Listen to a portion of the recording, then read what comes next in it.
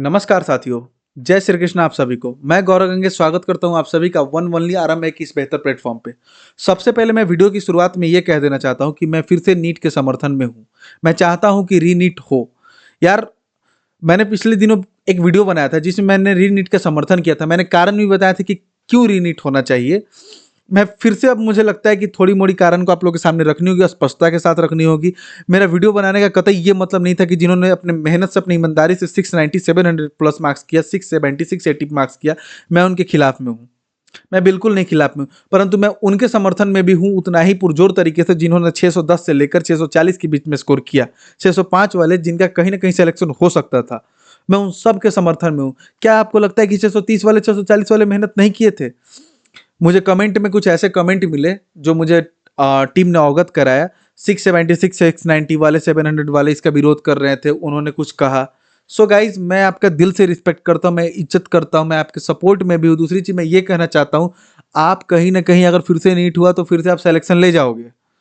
Chances बहुत सारे हैं, लेकिन जो 630 नंबर जिन्होंने लाया, 630 लाया, क्या फिर से रीनीट होगा तो क्या उनके 630 आएंगे? 590 भी हो सकते हैं, 595 भी हो सकते हैं। तो सबके लिए मौका वही है। आई थिंक कि जब सिस्टम परिवर्तन होती है, जब कुछ अच्छा के लिए कुछ होता है, कुछ गलत हो चुका होता है समाज में, फिर से अच्छा के लिए परिवर्तन के लिए जागने की जगाने की बात होती है, तो कुछ ना कुछ इफेक्शन सबको सहना पड़ता है, सबको।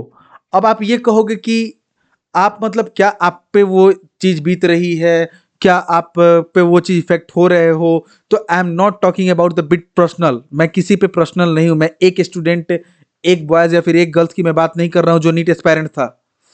मैं यहाँ पे उन 24 लाख की बात कर रहा हूँ जिन्होंने एग्जाम दिया, और उसमें से मैं उन 25 से 30 हजार का बात कर रहा हूँ जो बहुत स्ट्रगल किए थे, जो बिल्कुल मतलब जिनको समझ ही नहीं आ रहा है कि उनका सिलेक्शन क्यों नहीं हो रहा है।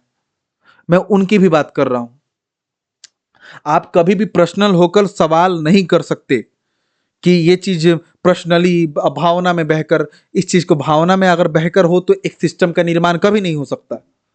मैं फिर से एक बात को उठाना चाहता हूं कि नीट जैसे एग्जाम, और नॉट ओनली नीट, कोई भी एग्जाम का अगर पेपर लीक हो, कुछ भी हो, तो उसमें एनएसए जैसा एक्ट को लगाया जाए, एनएसए के तहत उन पर कार्रवाई की जाए। दूसरी चीज ये कि रियली में बच्चे इफेक्टेड हैं जिनका 690 आ रहा है, 700 आ रहा है, सही में यार वो भी एक कंफर्ट जोन में जा चुके थे जिन्होंने ईमानदारी से लाया है, और जो 670 प्लस लाए हैं। हालांकि वो भी अब उनको भी इसमें मतलब कहते हैं ना कि जौ के साथ घुन को भी पिसना पड़ता है।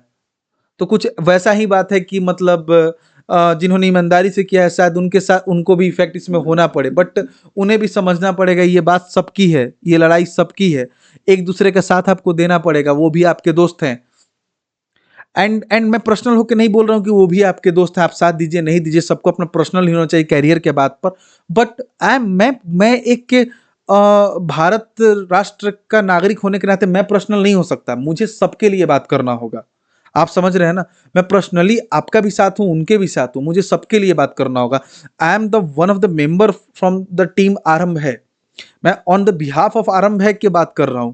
एक कोर्ट जैसे मतलब पर्सनल होकर कोई डिसीजन नहीं ले सकती, उसी तरह मैं भी पर्सनल होकर किसी का समर्थन, किसी का विरोध नहीं कर सकता। मैं वही कर रहा हूं जो मुझे अपने हृदय से लग रहा है कि जो सही है, जिसके लिए हमें साथ उतरना चाहिए। और सबसे पहली बात कि मैं गवर्नमेंट के अभी तक रवैये से बिल्कुल भी मैं इत्तेफाक नहीं रखता। गवर्नमेंट का रवैया बिल्कुल भी इन सारे एक्शन को लेकर ठीक नहीं है। अब तक पेपर कैंसिल का डिसीजन होकर रीनीट के एक डेट देकर सभी को 2 महीने का तैयारी करने का मौका एक दे देना चाहिए था, ताकि जिनके ईमानदारी से 680 प्लस मार्क्स है उनके पास भी कुछ कहने को ना रहे। So this is the totally responsibility of government. So I think कि भारतीय government have to take action on this on very right time, जो अब तक नहीं हुई। सो माननीय मोदी जी से मेरा आग्रह है कि आप एक्शन लीजिए। कोर्ट के फैसले का इंतजार मत कीजिए। कोर्ट के फैसले से तेज हमारी सरकारें चल सकती हैं। एक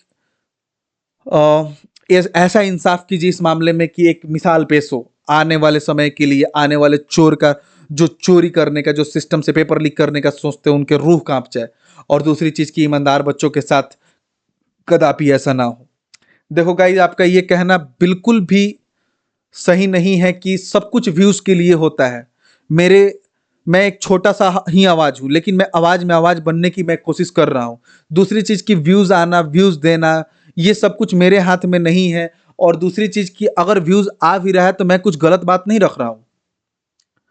क्यों ना व्यूज आए, क्यों ना हम लोग आप बात करें आपस में, क्योंकि हम और आप ही तो मिलकर काम कर रहे हैं ना। हमारा और आपका परस्पर मेल से ही ये राष्ट्र बनता है। तो अच्छी बातें अगर कोई रख रहा है तो उसमें व्यूज का प्रोपेगेंडा लगाकर इंजाम लगाने की कोई जरूरत नहीं है गाइस। बस आप एक चीज को समझिए कि कितना जरूरी है ये एग्जाम जो 610 से लेकर 640 के बीच में फंस रहे हैं। तीसरी चीज कि मैं व्यूज के लिए, यार मैं, मेरे लिए व्यूज, मैं आज वीडियो नहीं बना रहा हूं व्यूज के लिए। मैं तब से इस यूट्यूब पे हूं जब से मैं जीरो से इस यूट्यूब पे मैं बैठा हूं। मेरा चैनल का मतलब बहुत काफी दिनों में मोनेटाइजेशन हुआ। मोनेटाइजेशन मेरा चैनल लगभग लगभग 2 साल के मेहनत के बाद हुआ। तभी भी मैं इस चैनल पे काम करता था, मुझे व्यूज से नहीं मतलब है गाइस। फिर मेरा चैनल ऊपर जाकर नीचे गिरा, उसके बाद भी मैं चैनल पे काम करता हूँ। कभी व्यूज आते हैं नहीं आते हैं, मुझे उन सब से खास मतलब नहीं है। जो मुझे जानते हैं वो जानते हैं, मैं एक इंडिपेंडेंट इंसान हूँ। मुझे मेरे राष्ट्र के लिए जो भी करना होगा मैं करूंगा। और मैं आज से मैं यूट्यूब पे वीडियो बनाना नहीं चाह रहा हूं, मैं बहुत पहले से बना रहा हूं और मैं आगे भी बनाना चाहता हूं और मैं आगे भी बनाऊंगा। नॉट ओनली ऑन यूट्यूब, मैं ग्राउंड पे भी अपनी बातों को रखता हूं, मैं रखूंगा भी। और ग्राउंड लेवल पे मेरी क्या कैपेबिलिटी है, मैं क्या काम करता हूं, आप आओ आप देखो। जिनको भी शक है कि मैं व्यूज के लिए कर रहा हूं, मेरा बहुत सारा काम ग्राउंड लेवल पे भी है गाइस। तो टाइम के साथ आप जानेंगे, देखेंगे, समझेंगे। जिनका 690 आया है वो अपने विरोध में मुझे ना समझे और कुछ भी लिख रहे हैं, ठीक, कोई बात नहीं है, वो आपकी भावना है, मैं कदर करता हूं। बट बिल्कुल आप सपोर्ट में रहिए री नीट के। और मैं कहता हूं कि आप पढ़िए और थोड़ी मोड़ी पढ़ाई कीजिए, आप मेंटेन रखिए हर चीज को, ताकि आप पे उस दिन कोई प्रेशर ना आए जब एक डिसीजन हो एग्जाम लेने का या फिर नहीं लेने का। गाइज, मैंने अपने बातों को स्पष्टता से रख दिया है। मैं नीट को फिर से होने के समर्थन में हूं और मैं भारत सरकार को फिर से मैं आग्रह करना चाहूंगा कि आप एक स्ट्रिक्ट एक्शन लीजिए। मैं बिल्कुल सरकार के समर्थन में ही मैं हूं, मैं एकदम राइट विंगर इंसान हूं। जो सरकार इस वक्त चल रही है, मैं मुखर रूप से उनका समर्थक हूं। लेकिन जहां गलत है वहां गलत है। अब तक एक्शन नहीं हुआ है, लेना पड़ेगा आपको action. You should have to take action on the very right time. This is the my request to the भारतीय गवर्नमेंट। मैं आज की बात को बस मैं इतना ही रखूंगा। प्लीज यार समझो क्यों नीट जरूरी है। मैं फिर मिलता हूं अगले संस्करण में, अगले वीडियो में। तब तक आप अपना ख्याल रखिएगा। और प्लीज यार जिनके भी अपनी ईमानदारी से मार्क्स थे, all the best to you, all the best for the future. आप आगे भी काम कीजिए, लेकिन फिर से सिस्टम के सुधार के लिए जरूरत है। और कभी भी आप मेरे बातों को एकदम ऐसे मत लीजिए कि मैंने इंडिविजुअली कोई बात को रखा है। इंडिविजुअल तरीके से मैं एक आरंभ है का टीम मेंबर हूं, मैं ऑन द बिहाफ ऑफ आरंभ है मैं बात को रख रहा हूं। मेरी जिम्मेदारी पर्सनल नहीं है। आप मुझ पे पर्सनल अटैक कर सकते हैं अगर आपको लगता है तो। ना मैं आप पे पर्सनल बोल रहा हूं, ना मुझे पर्सनल मतलब कोई भी चीज का ऐसा बात नहीं है। लेकिन हाँ, मैं और दूसरी चीज की मतलब सिर्फ उन्हीं का अधिकार नहीं है जो 700 प्लस मार्क्स लाएंगे वही बात रखे। अलग सर भी 700 प्लस मार्क्स नहीं लाए थे, पूरे देश को चला रहे हैं 700 प्लस मार्क्स लाने वाला, और वो निकाल रहे हैं अपने सिस्टम से। तो इसलिए यार कुछ भी बोलने से पहले समझा करो कि राष्ट्र का क्या मांग है, समय का क्या मांग है। और 610 से 640 जो लाए हैं, उन वो लोग बल्क में है, उनकी क्या मांग है, सबका मांग को समझा करो। तो आज के लिए इतना ही, मिलते हैं गाइस। तब तक अपना ख्याल रखिएगा, ध्यान रखिएगा। जय श्री कृष्णा, जय श्री राम।